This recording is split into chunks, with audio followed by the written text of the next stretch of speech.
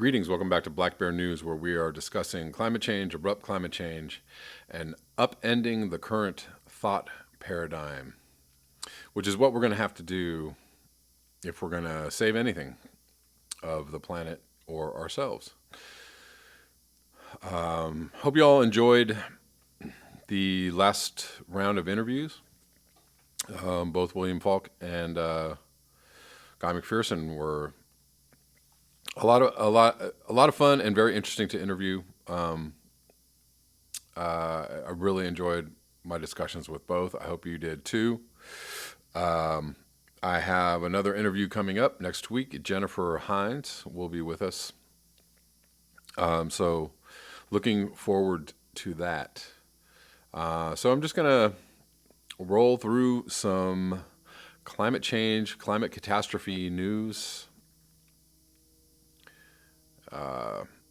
There's kind of a lot that I missed or didn't have a chance to talk about this week being what it was. Fairly busy. And so I had some articles kind of in my queue, and I didn't get a chance to read them. So I'm going to read them now. Historic flooding swamps Oklahoma, Arkansas. Storms prove relentless. This is from May 29th. So a little earlier this week, a tense situation is unfolding in Tulsa, Oklahoma, where officials are hoping that a 70-year-old levee will withstand an unprecedented prolonged test to keep back the swollen Arkansas River, which has risen to an all-time record high after weeks of heavy rain. Why it matters. The flooding that has gripped the nation's heartland will eventually affect the price of food as farmers cope with fields that have turned into lakes at a time of year when staple crops such as corn and wheat should be planted already. In addition, the damage from the floods, which started in the upper Midwest earlier this year and now stretch all the way down to the Mississippi River, likely exceeds $1 billion in individual states alone, with a far higher aggregate cost. Details: massive thunderstorms have dumped torrential rains in Oklahoma, Kansas, and surrounding states during the past 2 weeks, sending the Arkansas River in western Arkansas and eastern Oklahoma to its highest level on record. In Fort Smith, Arkansas, on Tuesday morning, the river rose to 2 feet above its previous all-time high. The forecast crest is not predicted to occur until Wednesday. That was this last Wednesday evening, after the river rises another 2 feet.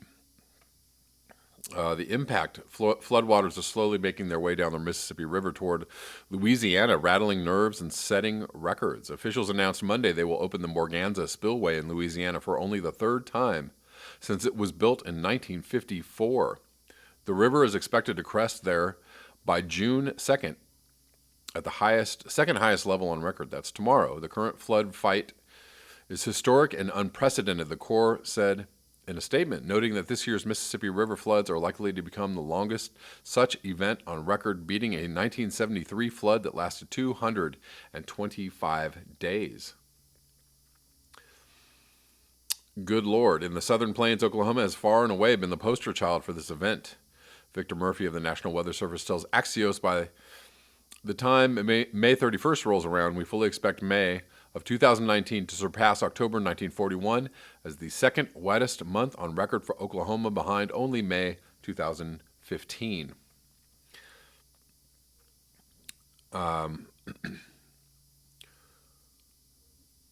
So it has been relentless. A year of flooding in the Midwest. So this is, this happened on Memorial Day, but tornadoes, severe storms leave trail of destruction across Ohio. So this is Monday. A swarm of tornadoes so tightly packed that one may have crossed the path carved by another tore across Indiana and Ohio overnight, smashing homes, blowing out windows, and ending the school year early for some students because of damage to buildings. One person was killed and at least 130 were injured. The storms were among 55 twisters that forecasters said may have touched down Monday across 8 states, stretching eastward from Idaho and Colorado. The past couple of weeks have seen unusually high tornado activity in the U.S. with no immediate end to the pattern in sight. Could it be from climate change? I never hear anybody saying this, or haven't yet. If somebody has, linked this activity to climate change, please let me know. So yeah, just outside of Dayton, there was a bunch of damage. In Salina, Ohio, 81-year-old Melvin Dale Hanna was killed when a parked car was blown into his house. So I heard actually a couple days later, or it was a couple days ago, that it was a record number of twisters that hit the area. Again, record weather, record extreme weather. Moving on to this out of India. This is from yesterday. Heatwave. Temperatures near 50 degrees Celsius in Rajasthan's Sri Ganganagar city. In Delhi, the IMD issued the highest red color warning as it recorded the season's highest temperature of 44.8 degrees Celsius. For those of you playing along at home, what is that? That's it's in the teens, right? It's 90, 123 minus, yeah. So, 115 degrees, something like that. States in northern India, that's Fahrenheit. States in northern India recorded their highest temperatures of the season on Friday as heatwave conditions intensified across the country, with Sri Ganganagar in Rajasthan recording a maximum of 49.6 degrees. Ouch. So yeah, that's at like 121, 122 degrees Fahrenheit. The city broke a 75-year record for the month of May. Previous highest temperature recorded in May in Sri Ganganagar was 49.4 degrees Celsius on May 30th, 1944. Friday was the second consecutive day when temperatures hit 48 degrees Celsius or more in Sri Ganganagar. In Delhi, India Meteorological Department issued the highest red color warning as it recorded the season's highest of 44.8 degrees Celsius. However, according to private weather body SkyMet, the maximum temperature touched the 47-degree mark in Chanakyampuri locality. The heat wave is likely to persist until June 2nd. More heat waves, and I just saw a post on Twitter about the ongoing drought in India. There's several states in India that are in severe drought, and they are looking at major crop losses because of drought. Moving on to the last article I'm going to cover today, and this is on the political side. It's from Noam Chomsky. Noam Chomsky, Trump's economic boom is a sham, and of course we know this. This is from May 30th, 2019. The sharp rise in suicides and overdoses under Trump exposes the truth about the U.S. economy, Noam Chomsky says. And before I read this, yes, I'm going to just say this is, they keep talking about the economy being so great. I keep seeing massive homelessness, record number of homeless people in Los Angeles, all over Los Angeles.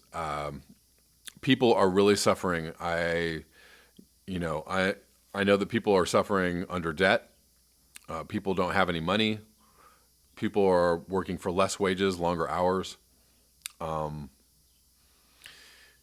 The economy is not good on any level. And as we've started to see the stock market taking a dive over the last couple of weeks, and people are starting to get very nervous about what's going on in the stock market, because that's about the only thing that's propping up this supposed economic boom. Donald Trump ran a campaign and won the 2016 presidential election based on unorthodox tactics whereby he used irrational provocation to defy traditional political norms and make a mockery of established beliefs on both domestic and international issues confronting the United States. Amazingly enough, Trump has continued his instinctual political posturing even as president, dividing the nation and causing severe friction with traditional allies of the U.S. Yet his unorthodox tactics and irrational leadership style appear to remain a winning formula. As current polls indicate, that unless something dramatic happens, Trump may very well be reelected in 2020 by an even bigger margin. How do we make sense of Trump's continuing popularity? Noam Chomsky, one of the most respected public intellectuals alive, shares his insights on Trump's actions in the exclusive Truth Out interview that follows. I'm not going to read this whole thing, but I'm just going to kind of hit the highlights. CJ Policronow is the interviewer. Noam, I wanted to start by asking you how to reflect on Trump's political posturing and leadership style, and explain to us how this apparently irrational president continues to enjoy unquestionable support among nearly half of all voters and has managed to turn the GOP into his own fiefdom. Noam Chomsky, whatever one thinks of Trump, he is a highly skilled politician with a good sense of how to gain popular approval, even virtual worship in some circles. His job approval just passed 50% for the first time, according to the latest Zogby poll. He certainly has taken control of the GOP to quite a remarkable extent. He's been very successful with his two constituencies, the primary one, wealth and corporate power, and the voting base, relatively affluent, fairly general,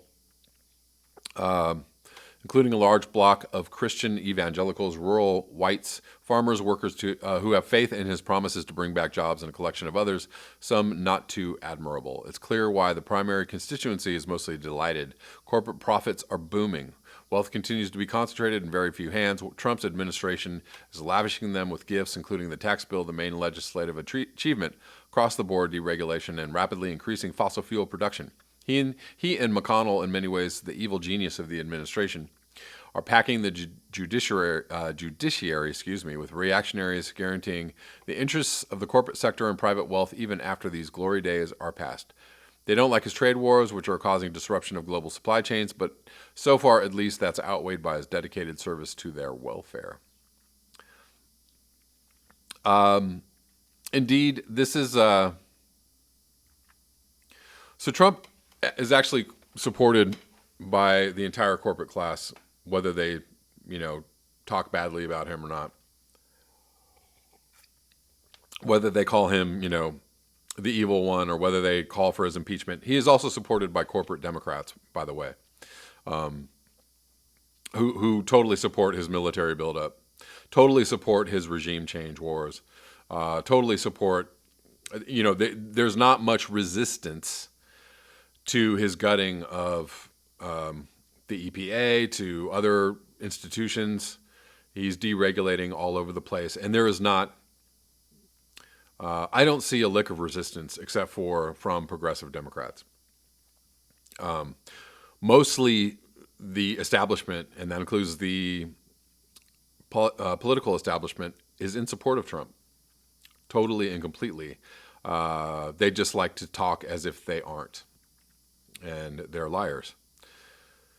Trump is taking all the credit for the current state of the economy, which includes a historically low rate of unemployment. Bullshit. First, exactly what sort of economic policies has Trump implemented since coming to office that can explain the present economic boom? Second, how really sound is the current state of the economy? So even back under Obama, there was a lot of talk about playing with the numbers, the unemployment numbers, and also with the GDP numbers.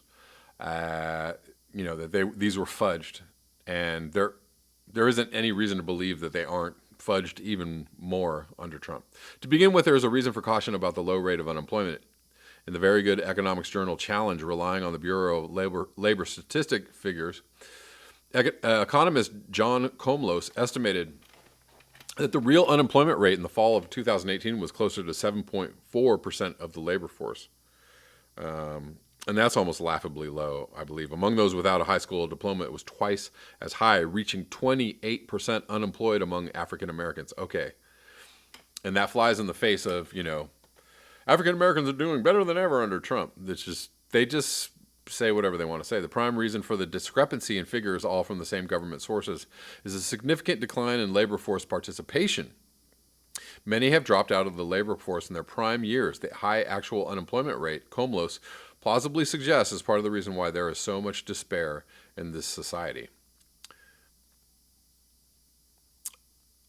Deaths of despair are estimated at 150,000 a year, contributing to a decline in life expectancy in the U.S. for the past 2 years. The dire emotional state of Americans is illustrated dramatically by the deaths of despair, death by suicide, drugs, and alcohol, documented by Ann Case and Angus Deaton among working class whites, tellingly those who would have entered the market starting in the early 1980s. When the neoliberal assault took off, the deaths of despair are estimated at 150,000 a year, contributing to the decline in life expectancy in the U.S. for the past 2 years, the first time since World War I and the 1918 flu pandemic, a phenomenon unprecedented in developed societies. The alleged full employment, Comlis writes, is a statistical mirage designed to hide the real pain in the labor market, exacerbated by wage stagnation for 40 years and actual decline.